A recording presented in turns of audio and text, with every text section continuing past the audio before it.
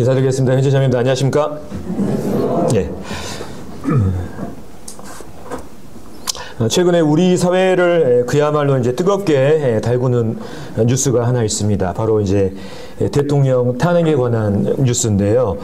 현재 대통령이 내란 혐의로 이렇게 기소된 가운데 이를 두고 헌법재판소에서 이렇게 치열한 공방이 이어지고 있습니다.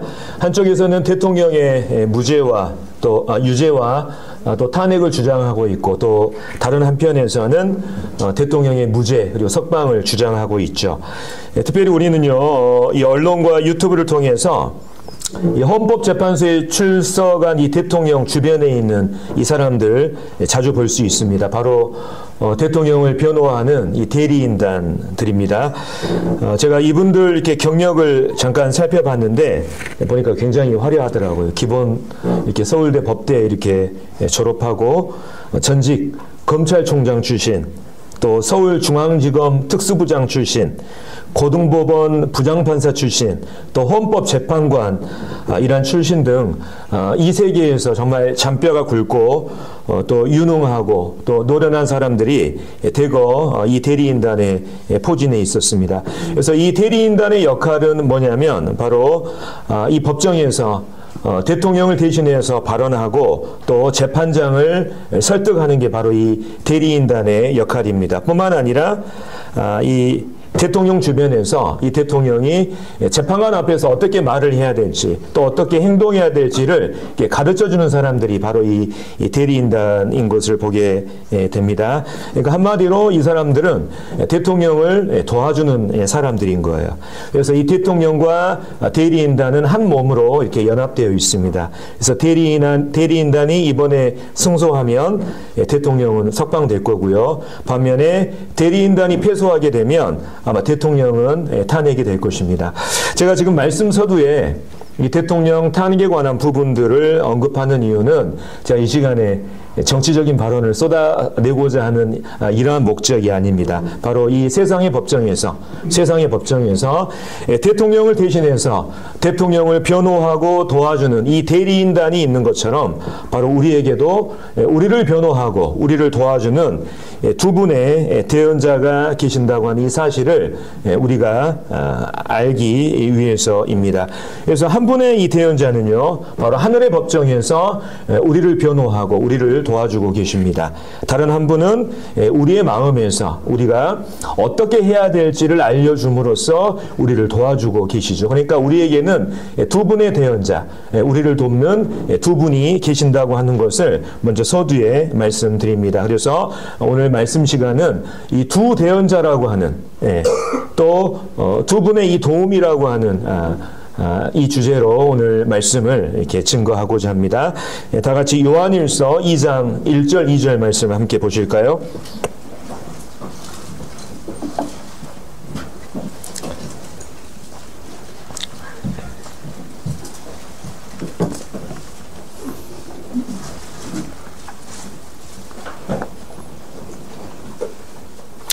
찾으셨으면 제가 읽겠습니다. 나의 자녀들아, 내가 이것을 너희에게 쓰면 너희로 죄를 범하지 않게 하려 함이라. 만일 누가 죄를 범하여도 아버지 앞에서 우리에게 대언자가 있으니 곧 의로우신 예수 그리스도시라. 그는 우리 죄를 위한 화목 제물이니 우리만 위할 뿐 아니요 온 세상의 죄를 위하심이라.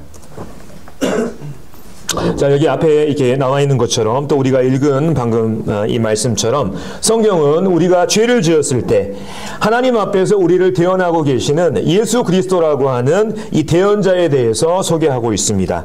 그래서 이 대언자라고 하는 이 말 안에는 대신해서 말한다라고 하는 이런 의미를 포함하고 있는데, 이 말씀에서는 바로 이 변호사의 의미로 쓰이고 있습니다.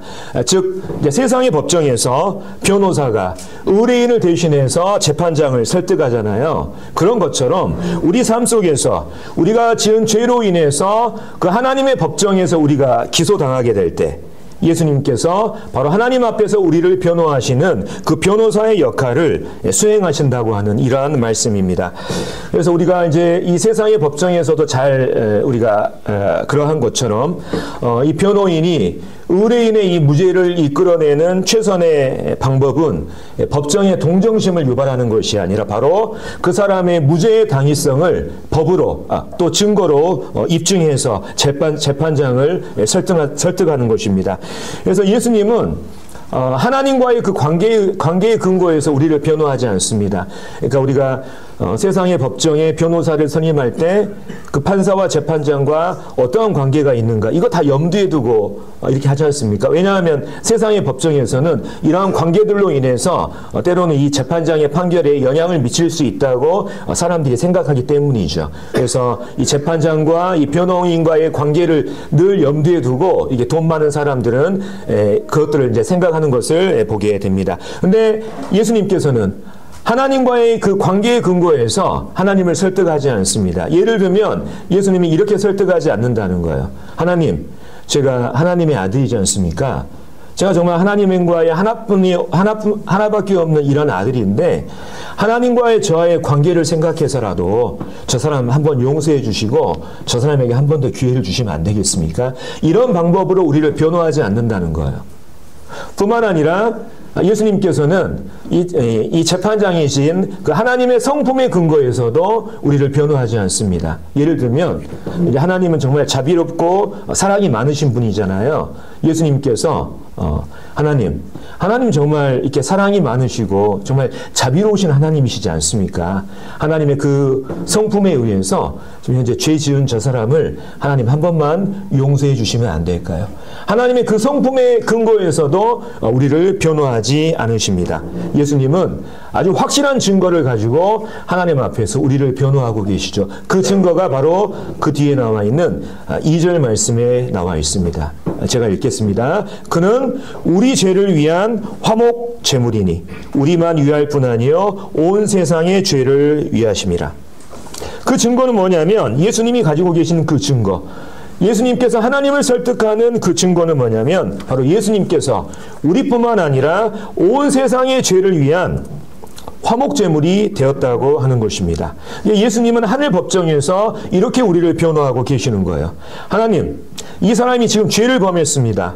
그래서 죄의 싹은 사망이기 때문에 하나님의 그 거룩하신 율법에 따라서 이 사람은 죽는 것이 당연합니다. 하지만 제가 십자가의 죽음으로써 이 사람의 죄값을 모두 치렀습니다. 여기에 제 죽음의 흔적인 이 피가 하나님 보이지 않으십니까? 제가 이 사람의 죄값을 이미 모두 치렀으니까 하나님께서 같은 죄를 두 번 처벌하시는 것은 하나님께서 정의롭지 못한 처사입니다. 그렇기 때문에 이 사람은 마땅히 용서되어야 합니다. 바로 예수님께서는 이렇게 우리를 변호하시는 것이죠. 예수님은 우리의 대언자로서 혹시나 우리가 죄를 지었을 때 바로 이 하늘의 법정에서 자신이 과거에 십자가에 이루신 이 일을 근거로 바로 우리를 변호하시는 것이죠.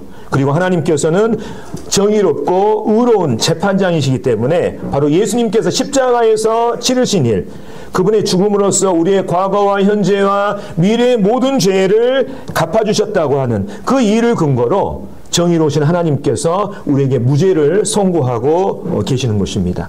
지금 이 말씀이 이러한 의미를 가지고 있죠. 그래서 제가 서두에서 언급했습니다. 대통령의 이 대리인단은 한 몸으로 대통령을 변호하는 대리인단은 한 몸으로 연합되어 있다는 것을 제가 서두에 말씀을 드렸죠. 특별히 이제 세상의 법정에서 재판장은요 변호인을 통해서 의뢰인을 봅니다. 그러니까 변호인을 통해서 의뢰인을 본다는 거예요. 예를 들면 의뢰인이 아무리 무식하고 말을 못하는 이러한 사람이다 할지라도 변호인이 해박하고 유창하다고 한다면 재판장은 그 의뢰인을 해박하고 유창한 사람으로 봅니다. 변호인이 승소하면 의뢰인도 승소합니다. 변호인이 패소하면 의뢰인도 패소하게 되죠. 우리는요 하늘의 법정에서 의로우신 예수 그리스도와 함께 연합해 있습니다. 의로우신 예수 그리스도, 이 변호사와 함께 연합해 있는 것입니다. 그래서 하늘의 법정에서 이 재판장이신 하나님께서는 예수 그리스도를 통해서 바로 우리를 보고 계시는 것이죠. 우리는 늘 죄를 짓고 연약한 사람들입니다. 우리는 구원받았다 할지라도 늘 죄를 짓게 마련입니다. 왜냐하면 우리 안에는 여전히 이 죄의 본성이 남아있기 때문이죠. 하지만 우리는 연약하지만, 우리는 죄를 짓고 있지만 하나님께서는 우리의 대언자, 바로 우리의 변호사이신 그 예수 그리스도를 통해서 우리를 보는 것입니다. 그래서 예수 그리스도께서, 우리의 대리인, 변호인, 대언자이신 예수 그리스도께서 의로우신 분이기 때문에 하나님은 그 연약함 중에서도 우리를 의롭게 보시는 것이죠. 그래서 이 하늘의 법정에서 우리가 혼자 있으면 죄인입니다. 하지만 우리 옆에 누가 계십니까? 바로 의로우신 예수 그리스도께서 우리와 함께 계시고 우리를 위해서 대언하시고 우리의 변호사가 되고 계십니다. 따라서 우리는 하나님 보시기에 늘 의롭다고 하는 이 신분을 우리가 유지할 수 있는 것이죠.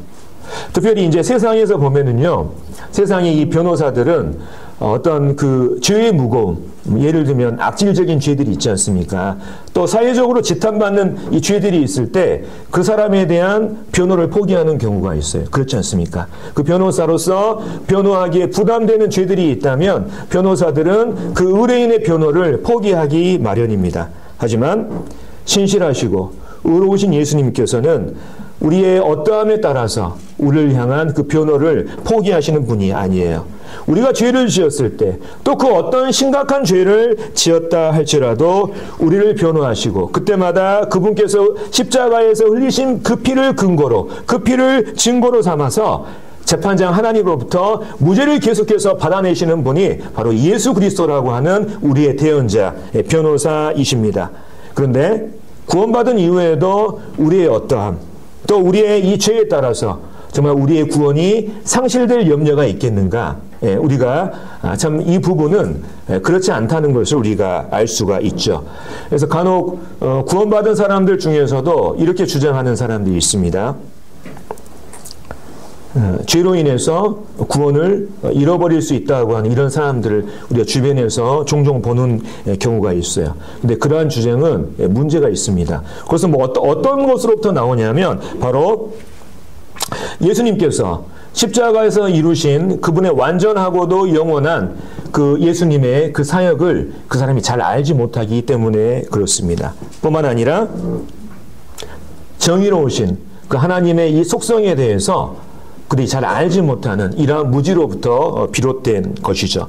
그래서 여기 나오는 말씀처럼 히브리서 10장에 보면 그리스도와 또 하나님에 대해서 이렇게 소개하는 이러한 말씀이 있는데요. 10장 14절에 보면 그가, 여기서 말하는 그는 예수 그리스도를 말하고 있습니다. 그가 거룩하게 된 자들을 한 번의 제사로 어떻게 온전하게 하셨다고요? 영원히 온전하게 하셨다고 성경은 말하고 있습니다. 그래서 예수님께서 이미 십자가에서 우리의 모든 죄값을 치르시고 그분의 죽음으로써 우리의 죄를 담당하셨기 때문에 하나님께서는 구원받는 우리를 예수님 안에서 영원히 의로운 자들로 인정하시고 바라보신다고 하는 것입니다. 뿐만 아니라 예수님께서 이러한 일을 이루셨기 때문에 히브리서 10장 17절에는 이렇게 말하고 있습니다. 또 그들의 죄와 그들의 불법을 내가, 여기서 나는 누굽니까? 하나님이에요. 하나님이 다시는 기억하지 않겠다고 성경에서 이렇게 말하고 있는 것을 보게 됩니다. 그러니까 예수님은 우리의 죄에 따라서 변호를 포기하시는 것이 아닙니다. 계속해서 하늘 법정에서 우리를 위해서 대언하고 계시고 하나님 앞에서 우리의 무죄를 계속해서 입증해 내고 계시는 것이죠. 뿐만 아니라 재판장이신 하나님께서는 예수님의 십자가에서 이루신 그 일을 근거로 계속해서 우리를 용서하시고 우리를 의롭게 보시는 것입니다. 그래서 우리가 구원받은 이후에 우리가 죄를 짓잖아요. 그 죄로 인해서 실은 우리가 구원을 상실당할 이러한 염려가 전혀 없는 것입니다. 예수님께서 늘 우리와 함께 계십니다. 근데 단 한 가지 우리가 오해하지 말아야 할 게 있습니다. 우리의 죄가 용서되었고 계속해서 용서된다고 하는 이 사실로 인해서 우리가 죄를 마음대로 지어서는 안 된다는 거예요. 요한은 오히려 어떻게 말하고 있냐면 의로우신 예수님의 이 대언의 사역, 이 변호사의 사역을 말하면서 이렇게 말하고 있지 않습니까? 1절에서 나의 자녀들아 내가 이것을 너희에게 쓰는 것은 너희로 죄를 범하지 않게 하려 함이라. 너희의 모든 죄가 용서되었고 그 죄가 용서받을 수 있는 시스템이 마련되어 있으니까 너희가 마음대로 죄를 마음대로 짓고 사는 이러한 삶이 아니라 오히려 너희가 죄를 범하지 않는 이러한 삶이 너희에게 필요하다는 것을 말하고 있는 것이죠. 그래서 구원받은 사람은 죄를 멀리해야 됩니다. 왜냐하면 그리스도께서 죄 때문에 십자가에서 죽으셨기 때문입니다. 하지만 우리에게는 죄성이 존재하는 한 우린 여전히 아무리 노력한다 한들 죄를 지을 수밖에 없는 이러한 존재들입니다. 그럼에도 우리에게는 하나님 앞에서 우리를 변호하시고 계속해서 그분의 십자가의 사역을 통해서 무죄를 이끌어내시는 예수 그리스도께서 우리의 대언자, 변호사로서 하늘의 법정에서 활동하고 계시는 것이죠. 그래서 우리는 그분의 대언자로서의, 변호사로서의 사역을 통해서 하나님 앞에서 늘 의로운 신분을 우리가 유지할 수가 있는 것입니다. 이것이 바로 우리가 요한일서 2장 1절과 2절을 통해서 성령께서 우리에게 가르쳐주고자 하는 이러한 말씀입니다. 우리에게는요, 한 나라의 대통령을 변호하는 대리인보다 더 뛰어난 변호인, 대언자가 계십니다. 바로 온 우주를 창조하시고 또 온 우주의 주인 되시는 가장 유능한 변호사가 늘 우리 곁에 계셔서 하늘의 법정에서 우리를 대신해서 하나님 앞에서 우리를 변호하고 있다는 이것을 생각해 보십시오. 한 나라의 대통령보다 우리는 하나님께서 더 큰 영광과 보호 가운데 우리를 지키시고 계시는 것입니다. 이것을 생각할 때 우리가 얼마나 감사한 일이 아닐 수가 없지 않습니까? 그래서 지금까지 이제 하늘의 법정에서 우리를 돕고 계시는, 우리를 대신해서 변호하고 계시는 그 하늘의 이 변호사에 대해서 살펴봤다면 지금부터는 이제 우리의 이 마음 안에서, 우리의 마음 속에서, 신자들의 마음 가운데서 우리를 돕고 계시는 또 다른 대언자, 또 도와주시는 이 분에 대해서 우리가 살펴보도록 하겠습니다. 자, 요한복음 14장 6절 보겠습니다.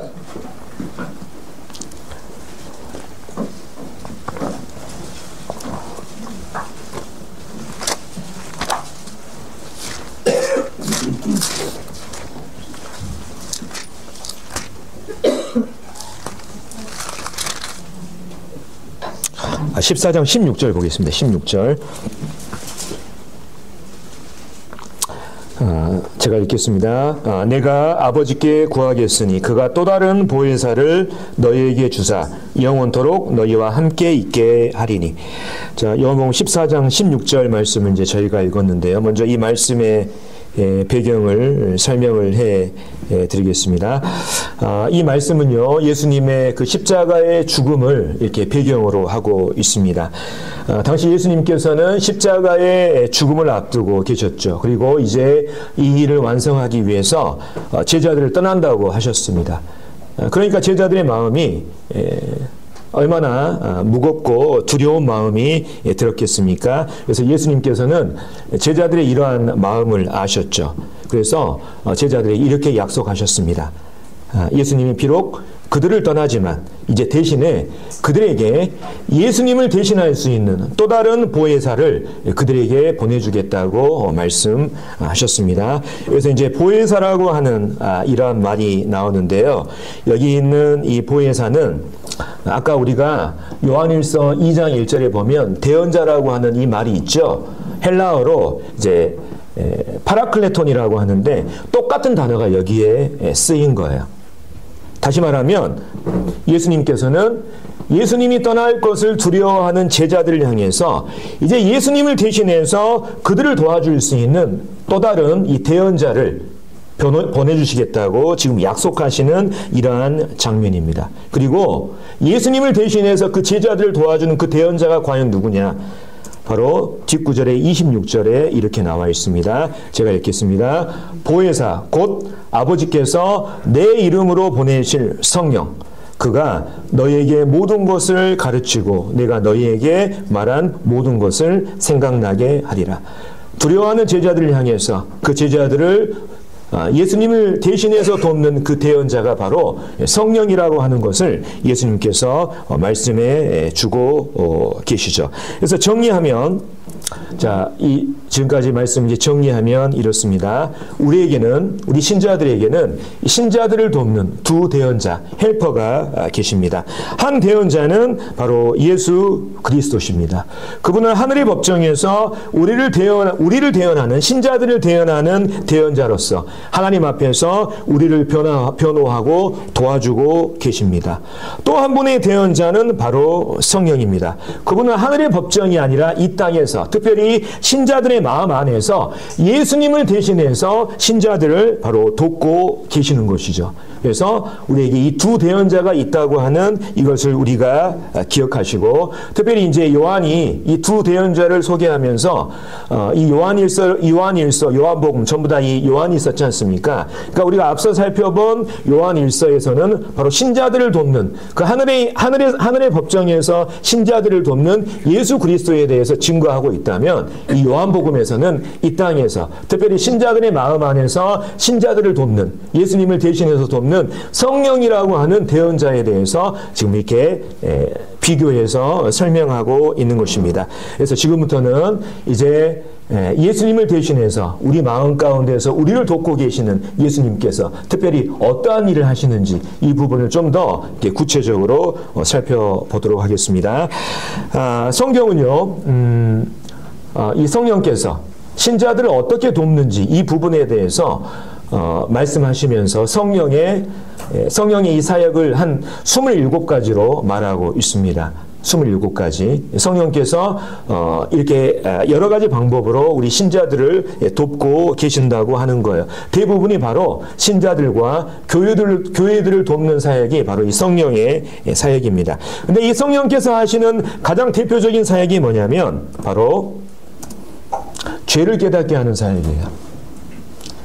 뭔가 신자들의 마음 가운데 잘못되고 부담되는 일이 있었을 때 그것을 깨닫게 해서 돌이키게 하는 것이 바로 이 성령의 사역이라고 하는 것입니다.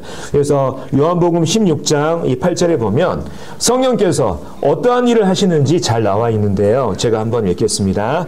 그가 와서, 성령께서 오시면 죄에 대해서, 의에 대해서, 심판에 대해서 세상을 책망하겠다고 말씀하고 있습니다. 그래서 성령의 여러 가지 사역이 있지만 가장 대표적인 사역은 뭐냐면 죄를 깨닫게 하는 사역이 바로 성령의 사역인 것입니다. 바로 사람 안에 있는 뿌리 깊은 죄성을 깨닫게 하는 것이 바로 성령이 하시는 일이라고 하는 것이죠.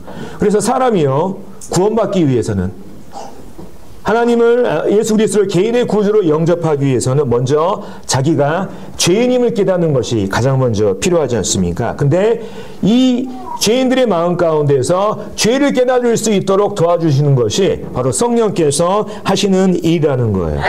우리는 이렇게 생각할 수 있습니다. 우리가 구원받은 이유가 앞에 있는 어떤 설교자가 정말 그 죄의 개념을 잘 설명해 줬기 때문에, 뿐만 아니라 내가 정말 이 죄에 대해서 잘 이해하고 깨달았기 때문에 내가 죄인임을 깨닫고 구원받았다고 우리가 생각할 수 있는데요. 실은 그것은 성령께서 우리를 도우셨기 때문에 그러한 결과가 가능한 것입니다. 사람은 성령이 도와주실 때 비로소 죄를 깨닫고 구원받을 수가 있는 것이죠. 그래서 바울은 고린도전서 2장에서 이렇게 말하고 있습니다.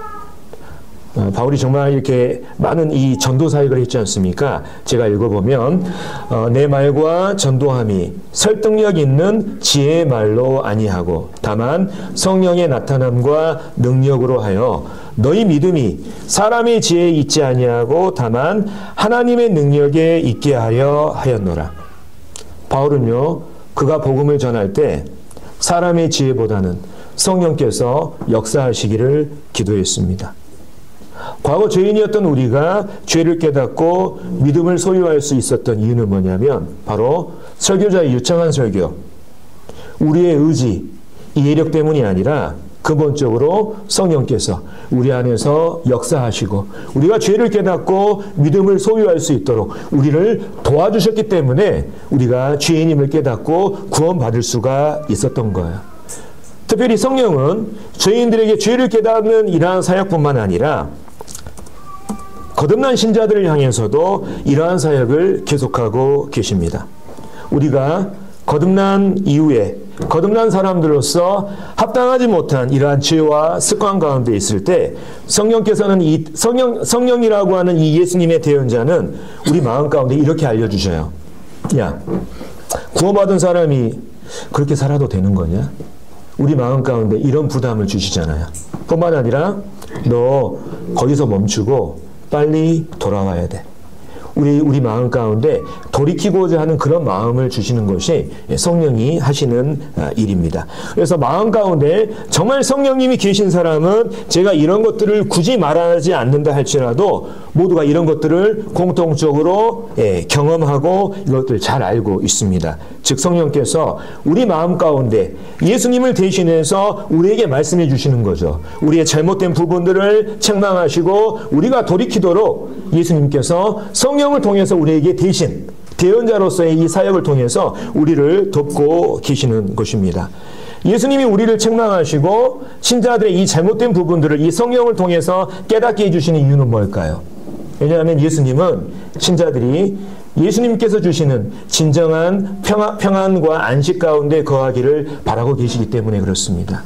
예수님께서는 거듭난 신자들이 계속해서 예수님 안에서 변화하고 성장하기를 바라고 계시기 때문입니다. 하지만 우리 신자들이 우리 삶 가운데서 허용하는 죄와 이 잘못된 습관들을 해결하지 않는 이상 우리는 그 안식과 평안을 누릴 수가 없는 것입니다. 또 변화와 성장을 기대할 수가 없는 것이죠. 그렇기 때문에 예수님은 바로 이 우리 마음 가운데 있는 신자들의 마음 가운데 있는 성령이라고 하는 예수님의 대언자를 통해서 마음 가운데 그것을 지적하시고 또 마음에 부담을 주셔서 그것을 해결하고 평안과 안식을 누리고 또 변화하고 성장할 수 있도록 신자들을 계속해서 돕고 계시는 것입니다.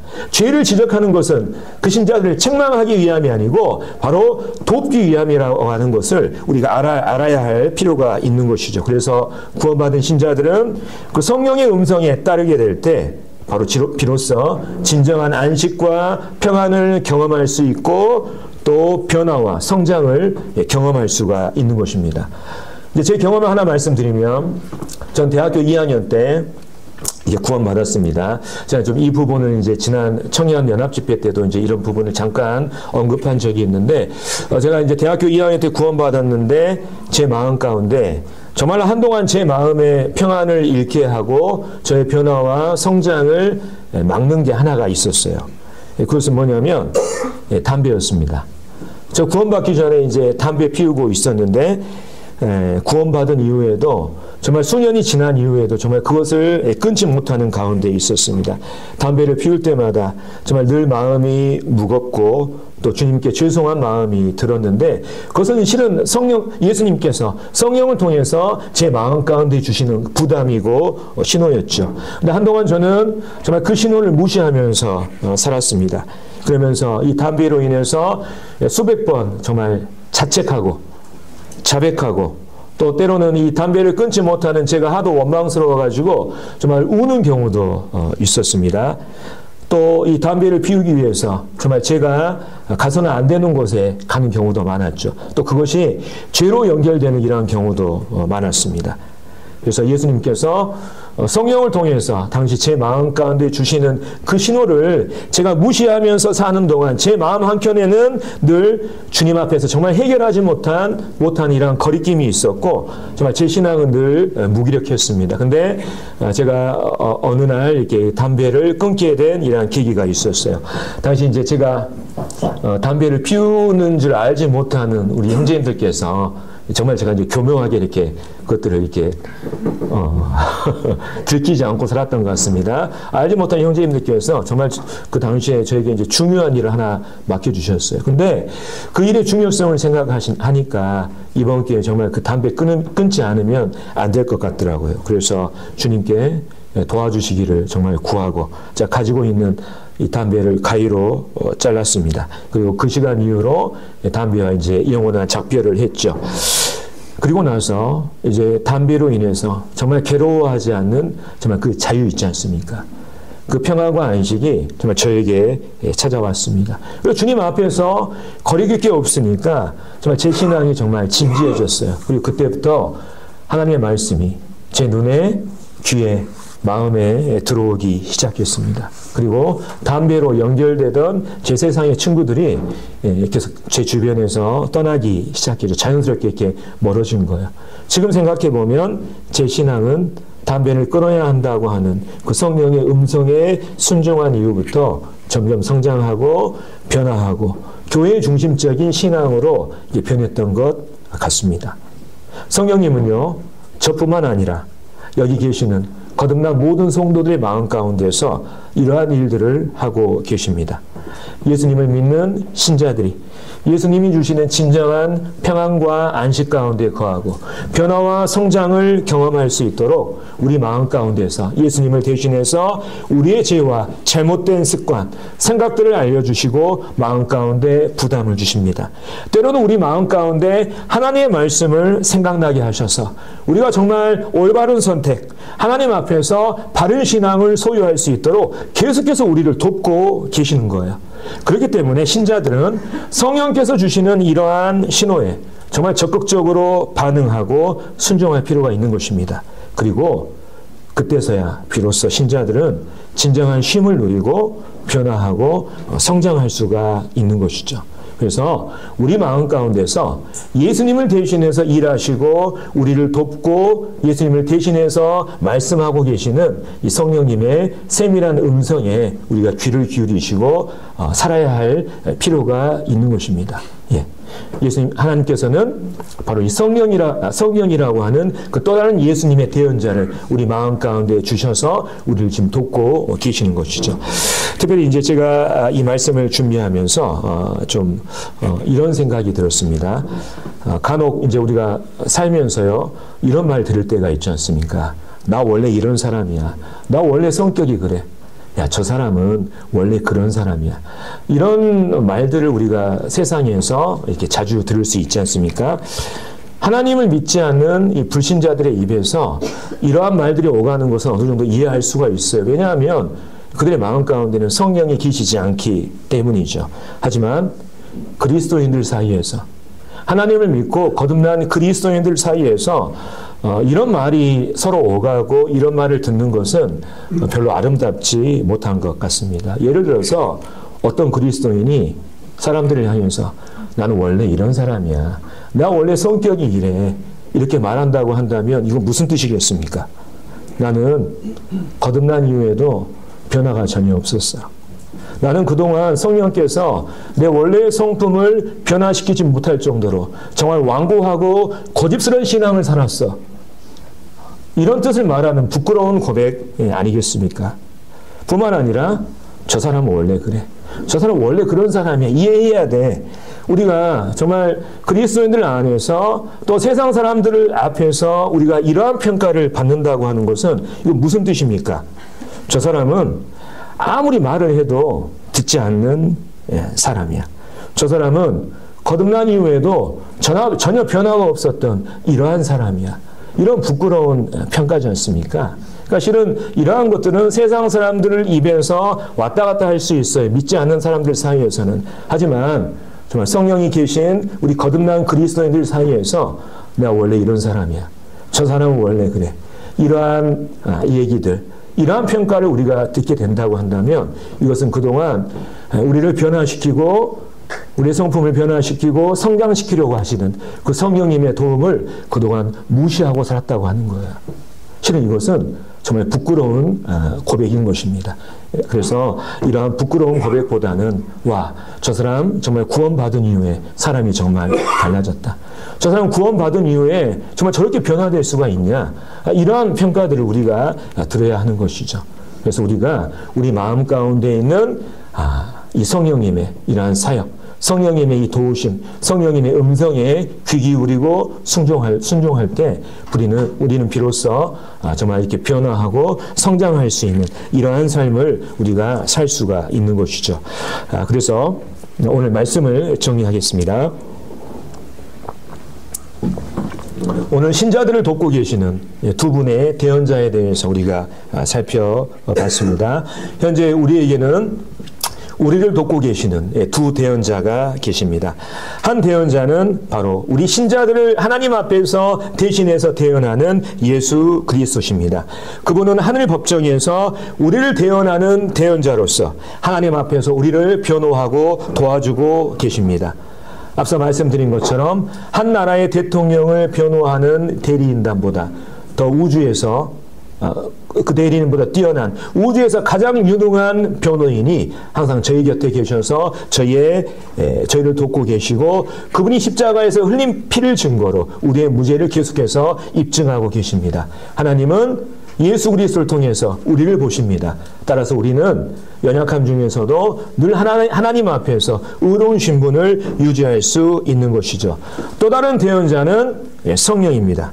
그분은 하늘 법정이 아니라 이 땅에서 특별히 신자들의 마음속에서 예수님을 대신하는 대언자로서 우리를 돕고 계십니다.